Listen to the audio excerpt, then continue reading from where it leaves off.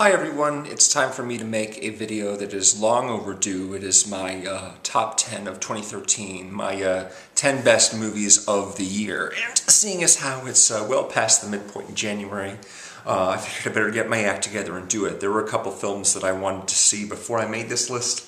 I've seen almost all of them. There's a couple still more that I'd like to see, and of course I could end up revising this, but I think I'm fairly secure with how this is right now. Before I do, I wanted to just mention my favorite film reviewer here on YouTube, Jim Gisriel. The link to his top 10 is below. And although we don't share a lot of the same movies on our lists, I tend to disagree with some of his choices, and he probably will disagree with a couple of mine. I think of one in particular that he will.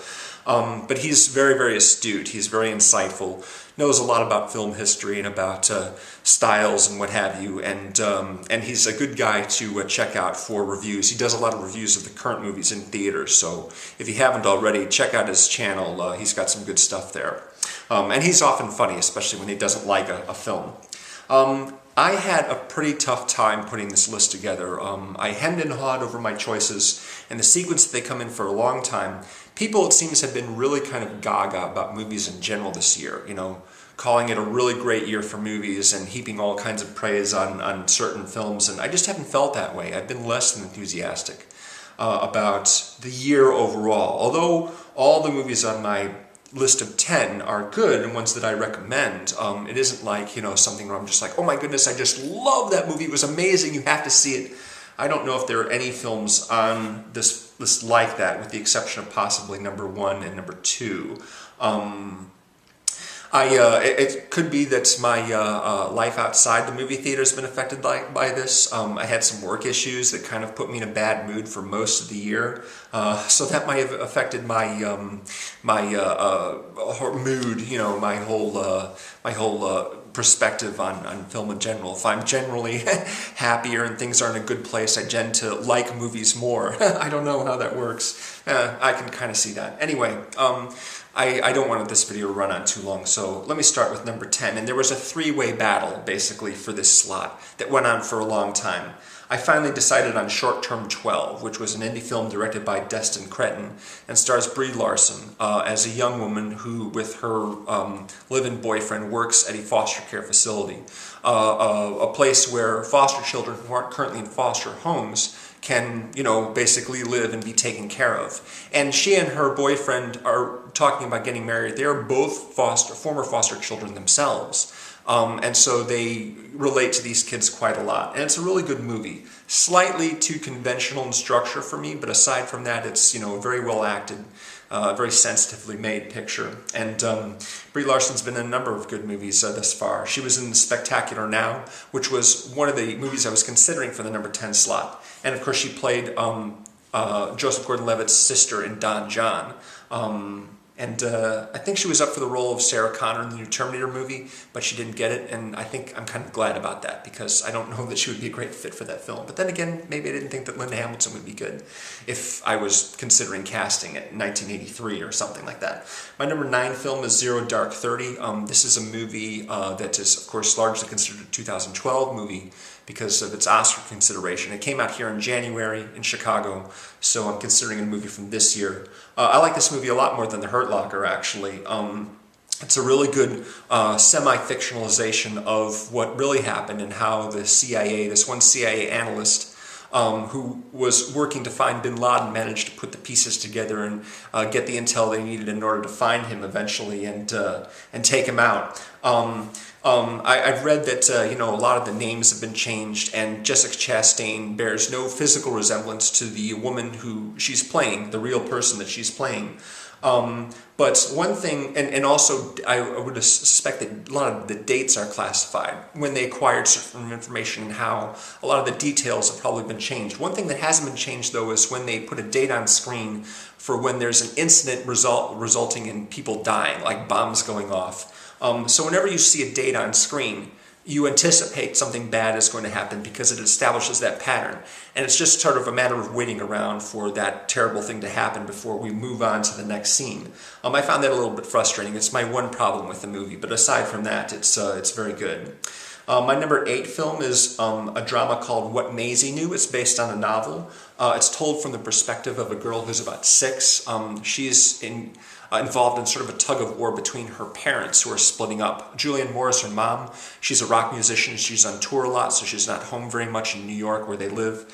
Her father is played by Steve Coogan, the English actor, who is a businessman, but not all that reliable. He ends up having a relationship with their nanny, and when he and Julianne Moore divorce, he marries his nanny, and Julianne Moore marries Alexander Skarsgård, who is this guy she ended up meeting at a party, basically, and she wanted to be married so she could appear more stable to the courts when she fights for custody. But neither of the two parents really seem to care all that much about poor Maisie, and it falls to Alexander Skarsgård and the nanny, who is played by, I think, an Australian actress. I don't know her name, to sort of take care of the little girl, and they end up being very fond of her. But of course, they don't have the legal rights that Maisie's actual parents do. Maisie, by the way, is a really, really delightful girl. The actress playing her, I didn't look up her name either, but she's quite good. She'll break your heart. You know, it's kind of a sad story. The movie is co-directed by Scott McGeehee and David Siegel, who did the Tilda Swinton movie, The Deep End. Here's the movie that Jim Gisriel and I will disagree on, Prisoners. Prisoners is a movie that Jim basically felt was a pulpy thriller that had pretensions towards something a lot greater than that, and it didn't work at all. Me, I thought Prisoners was really, really good. It is basically just a kidnapping thriller, but it's done with a lot more class and a lot more restraint than the usual one, and it does have a lot of stuff packed into it. You know, multiple plot lines involving Hugh Jackman as one of the fathers of the kidnapped girls, searching desperately and using some rather unpleasant means to find them, whereas Jake Gyllenhaal's the cop. He's searching through the evidence and doing whatever he can to put the pieces together. I haven't read the book. It's based on a novel. I haven't read it, but I have to say that it's a very, very a good adaptation, not even having read the book, the way all the pieces fit together very neatly like that. It is a kidnapping thriller. It is a mystery, you know, and kind of pulpy at that, but the way it's done elevates it, I think. And the cinematographer is Roger Deakins, who's nominated for an Oscar this year. I would love to see him take that because it's a beautifully shot movie. It's directed by Denis Villeneuve. I believe that's how you say his name. I think it's his first English language movie. My number 6 film, La Vie d'Adele, otherwise known in most English-speaking countries as Blue is the Warmest Color, which is based on a graphic novel. It's a French film directed by Abdelatif Kashish, I believe that's how you say his name, I'm not really sure.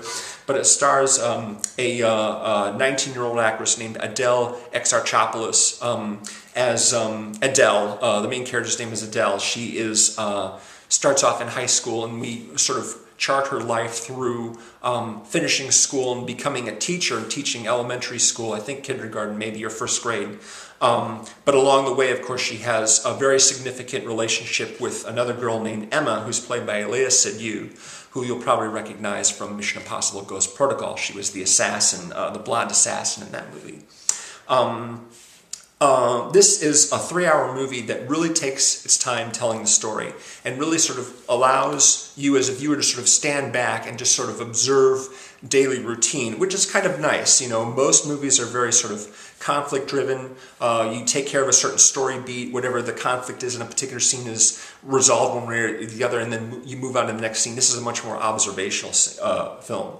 One of my favorite scenes is one in which Adele is basically helping her girlfriend host a party in their home, and she's basically cooking pasta for all the guests, and she basically spends the scene walking around the party, making sure everyone has their food, making sure they're enjoying it. Apparently she's a really good cook because they're all raving about it. But again, not really moving the story forward, just sort of an observational scene of, you know, what life is like for them. And that applies to a lot of the scenes in the movie.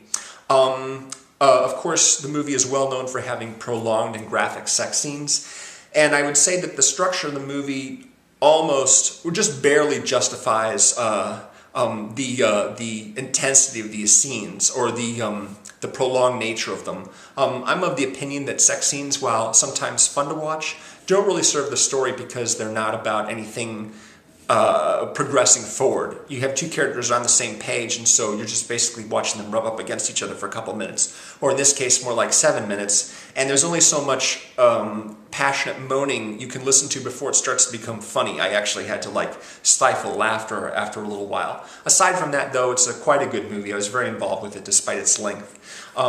So that's my number 6. My number 5 is Don John, the directorial debut of Joseph Gordon-Levitt.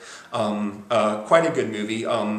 Fun in kind of a Edgar Wright type of way as far as some of his editing goes. There's a lot of sequences that get repeated using identical shots throughout the entire picture. He of course is a guy who is very sort of set in his ways. He has his friends, he has his family dinners, and of course he has the women that he meets at clubs, and eventually of course he meets Scarlett Johansson, who is trying to basically mold him into the kind of boyfriend that she wants rather than the guy that he is. And there of course there's this conflict between his porn consumption and what she feels is like responsible gentleman behavior and not watching porn at all. But really the movie is more about habitual living, about how getting involved in the kind of routine life sort of prevents you from, really living and experiencing new things. And that's where the Julianne Moore character comes in. Julianne Moore, at Scarlett Johansson's request, Joseph Gordon-Levitt starts taking night classes just to sort of further his education. And that's where he meets Julianne Moore, who kind of helps him break out of his routine, which is good. Really looking forward to seeing more films from Joseph Gordon-Levitt. That's a good film. My number 4 pick is Drinking Buddies, which was shot here in Chicago. Olivia Wilde and Jake Johnson are people working at a microbrewery, and they're really good friends. They hang out all the time. They eat lunch together, they go drinking together, but each of them are in relationships with other people, and there's this sort of danger, this constant danger of one of them saying, I want to be with that person anymore, I want to be with you instead, and thus spoiling the other person's relationship. I've liked Olivia Wilde for a long time, but she really hasn't gotten a chance to do more than be scenery for the most part in movies like The Change-Up and Tron Legacy and Cowboys and Aliens. Here we really get to see what she can do as an actor. And Jake Johnson, you wouldn't recognize him with his full beard, but he's good too. Their respective partners are played by Ron Livingston and Anna Kendrick, and the movie was directed by Joe Swanberg. My number 3 film is Some Velvet Morning, which was directed by Neil LaBute, who did In the Company of Men, Your Friends and Neighbors, Nurse Betty, The Shape of Things. This movie only played here for a week. I'm really glad I got a chance to see it because I really got involved with the movie. Unlike movies like American Hustle and 12 Years a Slave, where I was sort of watching them at a remove, sort of analyzing them without really getting emotionally involved, this one I really got emotionally involved in. There's only 2 characters in it, played by Stanley Tucci and Alice Eve, and what happens is he shows up with a bunch of suitcases at her home and asks to be let in, and she kind of doesn't want to do that. The relationship doesn't appear to be in a very good place. I didn't know a thing about this movie before I went in to see it, other than who was in it. And so I was very surprised by all the turns the story took as we gradually learn more about them through their dialogue. It just takes place in this one location and is basically an hour and a half, 2 hour long conversation between the two of them as they move from room to room and sort of half fight but not really. Really good picture. I'm glad I saw it. Don't let people tell you too much about it if you're planning on seeing it. It has some good surprises. My number 2 picture is The Place Beyond the Pines, directed by Derek Cianfrance, who did Blue Valentine. Ryan Gosling and Bradley Cooper are the headliners, and I thought from the commercials this would be more like Heat, where we're going back and forth between the crook, the amateur bank robber, Ryan Gosling, and the cop, played by Bradley Cooper, but actually it's a lot different from that. And what I was surprised by is that unlike Django Unchained, which went on for much longer than it needed to, and I didn't like that, this movie went on for a long time, but I kept enjoying getting more and more and more, which was surprising. Really liked the movie a lot. It's pretty long, but it's well worth it. I really enjoyed the film, and it's one of those things that just, I'm like, more, I want to see more, this is great. My number 1 picture is Before Midnight by Richard Linklater. Not much of a surprise here. I've loved the previous 2 movies in this series, Before Sunrise and Before Sunset, with Julie Delpy and Ethan Hawke. And so I was hoping this movie wouldn't be worse than the other 2, and it turned out to be just as good, while still adding on to more with their relationship that's been charted over the course of the previous 2 movies. But I'm a little disappointed that there wasn't some sort of big surprise movie that made me go, wow, this is amazing, I love it.